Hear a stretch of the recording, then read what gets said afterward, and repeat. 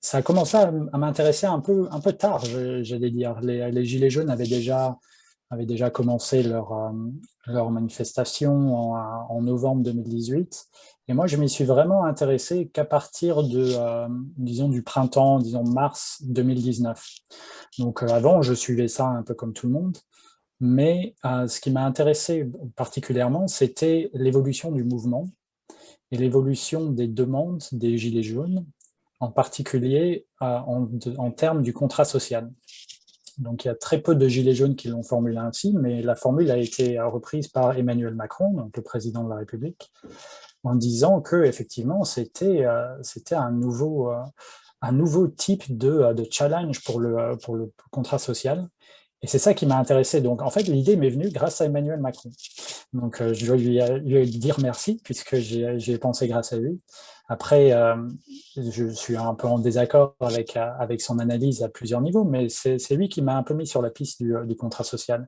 Et plus je m'y suis attaché à cette piste, plus je me suis dit, ah tiens, il y a quelque chose d'intéressant à dire ici, en particulier autour de certains concepts, donc de la pensée politique qu'on discute pas mal, que j'élabore dans l'ouvrage.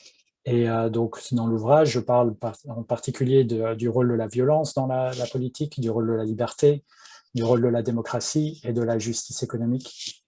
Et j'essaye de mettre ça dans un contexte où on rediscute les auteurs classiques du contrat social à partir du XVIIe siècle, mais jusqu'à aujourd'hui, en fait. Donc, le contrat social n'est pas mort, il n'est pas juste un phénomène historique. On continue. Au XXe siècle, il était très populaire à partir des années 70 aux États-Unis, avec la philosophie de John Rawls en particulier.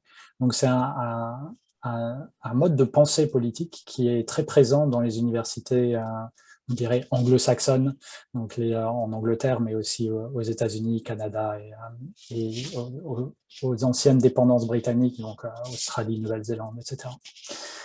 Donc voilà, ça m'a un peu mis sur cette piste, d'essayer de combiner cet intérêt donc pour un mouvement social. Je ne suis pas un spécialiste des mouvements sociaux, mais aussi pour la pensée politique. Donc, comment penser le challenge des Gilets jaunes par rapport au mode de gouvernance que l'on a aujourd'hui. Donc en France, mais aussi on peut parler, je ne parle pas beaucoup de la Belgique dans le livre, mais je parle un peu des conséquences par rapport au Royaume-Uni et aux États-Unis, par rapport au Chili, par rapport à la Pologne. Donc il y a certaines conséquences qui vont un peu plus loin que juste l'aspect un peu franco-français des Gilets jaunes.